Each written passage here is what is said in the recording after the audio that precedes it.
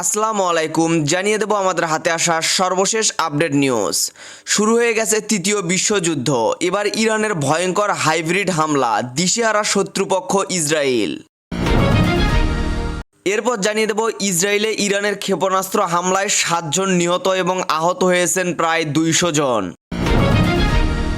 এদিকে ইরান ও ইসরায়েলের উত্তেজনাকর মুহূর্তে মধ্যপ্রাচ্যে আরও যুদ্ধবিমান পাঠাচ্ছে যুক্তরাজ্য।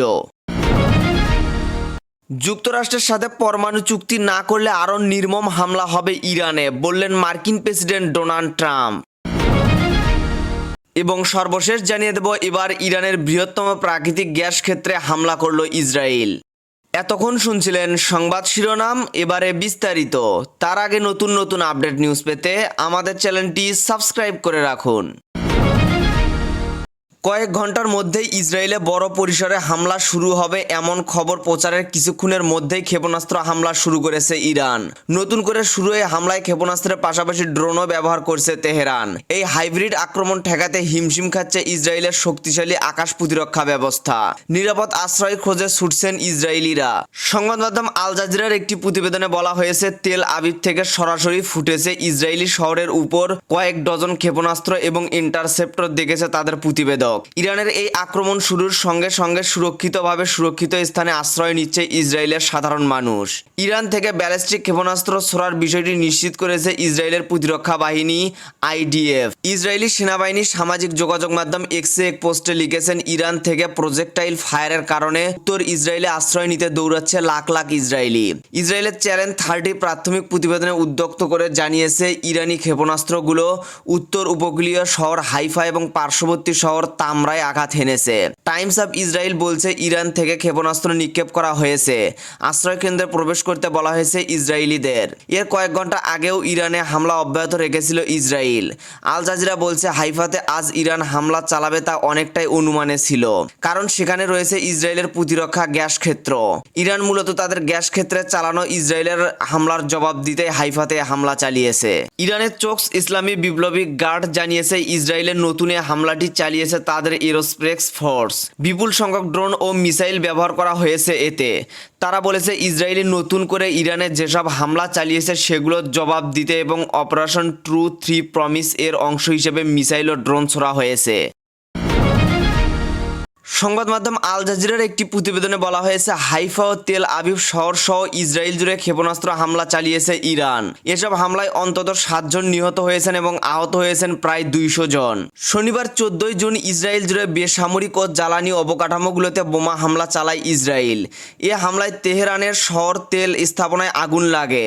জবাবে রাতে ইসরায়েলে ক্ষেপণাস্ত্র হামলা চালায় ইরান। আল জাজিরা জানায়, ইরানি হামলায় জোরে পুরো ইসরায়েলের সাইরেন বেজে ওঠে। জেরুজালেম ও হাইফা শহরের আকাশে ক্ষেপণাস্ত্র দেখা যায়। বাসিন্দাদের সুরক্ষিত স্থানে যেতে বলে ইসরায়েলি সামরিক বাহিনী। গণমাধ্যমের রিপোর্ট মতে, তেল আবিব ও এর আশেপাশে এলাকাকে লক্ষ্য করে কয়েকশো ক্ষেপণাস্ত্র ছুড়েছে ইরান। এর মধ্যে কয়েক ডজন ব্যালিস্টিক ক্ষেপণাস্ত্র, যার বেশিরভাগই ইসরায়েলি আকাশ প্রতিরক্ষা ব্যবস্থা এড়িয়ে লক্ষ্যবস্তুতে আঘাত হানতে সক্ষম হয়েছে। ইসরায়েলি গণমাধ্যমের খবরে বলা হয়েছে, তেল আবিব লক্ষ্য করে সর্বশেষ ইরানি ক্ষেপণাস্ত্র হামলায় অন্তত 7 জন ইসরায়েলি স্যাটেলার নিহত হয়েছেন। আহত হয়েছেন 20 জনেরও বেশি মানুষ। পরমাণু ইস্যুতে ওয়াশিংটন তেহরান আলোচনার মধ্যে বিনা উস্কানিতে গত শুক্রবার 13 জুন ইরান জুড়ে ব্যাপক বিমান হামলা শুরু করে ইসরায়েল। সেই হামলা এখনও অব্যাহত রয়েছে, যার পাল্টা জবাব দিচ্ছে ইরানি সামরিক বাহিনী। ইরানি গণমাধ্যম জানিয়েছে, গত 2 দিনে ইসরায়েলি হামলায় কমপক্ষে 80 জন নিহত এবং 800 জন আহত হয়েছে। নিহতদের মধ্যে 20 জন শিশুও রয়েছে। ইরানের রাষ্ট্রীয় টিভি বলছে, ট্রু 3 প্রমিস অভিযানের দ্বিতীয় ধাপে 100টি ক্ষেপণাস্ত্র নিক্ষেপ করা হয়েছে ইসরায়েলে। ইরান ও ইসরায়েলের হামলা পাল্টা হামলা ঘিরে চলমান চরম উত্তেজনার মধ্যে মধ্যপ্রাচ্যে আরও যুদ্ধবিমান পাঠাচ্ছে যুক্তরাজ্য। শনিবার 14 জুন একথা জানিয়েছে দেশটির প্রধানমন্ত্রী কিয়ার স্টারমার। যুক্তরাজ্যের প্রধানমন্ত্রী জানান, এই অঞ্চল জুড়ে জরুরি সহায়তা দেওয়ার জন্যই যুদ্ধবিমান পাঠানো হবে।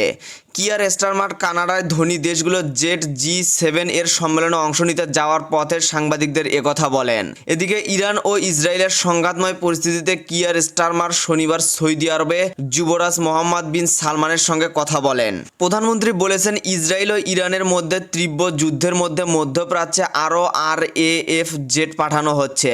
তিনি বলেন, টাইফুন এবং আকাশ থেকে আকাশের জ্বালানি তেলবাহী জাহাজ সহ সামরিক বিমানগুলো এই অঞ্চল জুড়ে জরুরি সহায়তার জন্য পাঠানো হচ্ছে। এদিকে শুক্রবার রাতে ইরানে চালানো ভয়াবহ অভিযানে ইসরায়েলকে সহায়তার অভিযোগে একটি ব্রিটিশ যুদ্ধজাহাজকে আটক করেছে ইরানের নৌবাহিনী। শনিবার 14 জুন এক প্রতিবেদনে এই তথ্য জানিয়েছে বার্তা সংস্থা আনাদুলু। ইরানের নৌবাহিনীর জনসংযোগ অফিস এক বিবৃতিতে বলেছে, শুক্রবার রাতে ইরানি গোয়েন্দা অভিযানে অংশ নেয় গুপ্তচর এই যুদ্ধজাহাজটি এবং ওমান সাগরে থামিয়ে দেয় ইরানি নৌবাহিনী। এ সময় জাহাজটি গতিপথ পরিবর্তন করতে বাধ্য হয়। সংবাদ মাধ্যম AFPর একটি প্রতিবেদনে বলা হয়েছে, মার্কিন প্রেসিডেন্ট ডোনাল্ড ট্রাম্প বলেছেন, ইরান যদি তার পারমাণবিক কর্মসূচির বিষয়ে কোনো চুক্তিতে না পৌঁছে তবে তাদের এর চাইতে আরও নির্মম হামলার মুখোমুখি হতে হবে। ইরানের পারমাণবিক স্থাপনা সহ বেশ কিছু সামরিক লক্ষ্যবস্তুতে ইসরায়েলের হামলার পর শুক্রবার এক প্রতিক্রিয়া জানায় ডোনাল্ড ট্রাম্প। হুঁশিয়ারি করে বলেন, তাদের একটি চুক্তি করতে হবে, নয়তো আরও মৃত্যু ও ধ্বংসলীলার মুখে পড়তে হবে। যদিও যুক্তরাষ্ট্র বলছে তারা ইসরায়েলের হামলার সঙ্গে জড়িত নয় এবং মার্কিন লোকজন বা স্বার্থে ইরান যাতে আঘাত না করে সে বিষয়ে হুঁশিয়ারি করেছে, তবে ইরান বলছে ওয়াশিংটনকে এই হামলার জন্য দায়ী হতে হবে। এদিকে ইসরায়েল বলছে, শুক্রবার 13 জন বিমান হামলায় ইরানের বিপ্লবী গার্ড বাহিনীতে নিয়োজিত বাহিনীর নেতৃস্থানীয় কর্মকর্তাদের হত্যা করা হয়েছে। এছাড়া এই হামলায় ইরানের পারমাণবিক স্থাপনা সহ মোট 100টি লক্ষ্যবস্তুতে আঘাত হানা হয়েছে। এদিকে ইরান ইসরায়েলের উত্তেজনার মধ্যে সৌদি যুবরাজ মোহাম্মদ বিন সালমানের সঙ্গে ফোন আলাপ করেছেন ব্রিটিশ প্রধানমন্ত্রী কিয়ার স্টারমার। কাতার ভিত্তিক সংবাদ মাধ্যম আল জাজিরা এই তথ্য জানিয়েছে। সংবাদ মাধ্যমটি জানায়, ব্রিটিশ প্রধানমন্ত্রী কিয়ার স্টারমার সৌদি যুবরাজ মোহাম্মদ বিন সালমানের সঙ্গে কথা বলেছেন। এই দুই নেতা মধ্যপ্রাচ্যের উদ্বেগজনক পরিস্থিতি নিয়ে আলোচনা করেছেন। পাশাপাশি এই প্রমোশন প্রয়োজন বলে একমত হন। এছাড়া চলমান উত্তেজনা কমাতে বিশ্ব নেতাদের ঐক্যবদ্ধ হওয়ার প্রয়োজন বলে মনে করেন তারা। এই পরিস্থিতি কূটনৈতিক সমাধানের মিত্রদের সঙ্গে বসতেও রাজি তারা। ইরানের দক্ষিণ অঞ্চলীয় বুশেহর প্রদেশে অবস্থিত বৃহত্তম প্রাকৃতিক গ্যাস ক্ষেত্র সাউথ পার্স লক্ষ্য করে বোমা হামলা চালিয়েছে ইসরায়েল। এতে গ্যাস ক্ষেত্রের কিছু অংশে আগুন ধরে গেছে। শনিবার 14 জুন ইসরায়েলি দখলদার বাহিনী একটি ড্রোন ব্যবহার করে এই হামলা চালিয়েছে। ইরানের রাষ্ট্রীয় বার্তা সংস্থা ফারস নিউজ জানিয়েছে, স্থানীয় দমকল বিভাগের কর্মীরা বর্তমানে গ্যাস ক্ষেত্রে আগুন নেভানোর কাজ করছেন। তবে এখন পর্যন্ত হতাহত বা ক্ষয়ক্ষতির বিষয়ে কিছু জানা যায়নি। বুশেহর প্রদেশে অবস্থিত সাউথ পার্স গ্যাস ক্ষেত্রটি ইরান ও কাতারের যৌথ অংশীদারিত্বে পরিচালিত হয়। ইরানের প্রাকৃতিক গ্যাস উৎপাদন ও রপ্তানির সক্ষমতার অন্যতম প্রধান উৎস এই গ্যাস ক্ষেত্র। এদিকে মিসাইল ও ড্রোনের সমন্বয়ে ইরানের হাইব্রিড হামলার পর এবার ইয়েমেন থেকেও ক্ষেপণাস্ত্র হামলা চালানো হয়েছে ইসরায়েলে। রোববার 15 জুন এক প্রতিবেদনে তথ্য জানিয়েছে টাইমস অব ইসরায়েল। ইসরায়েলি সংবাদ মাধ্যমটির প্রতিবেদনে নির্দিষ্ট করে কোনো সংগঠনের নাম উল্লেখ না থাকলেও ধারণা করা হচ্ছে ইরান সমর্থিত সশস্ত্র গোষ্ঠী হুতি এই হামলা চালিয়েছে।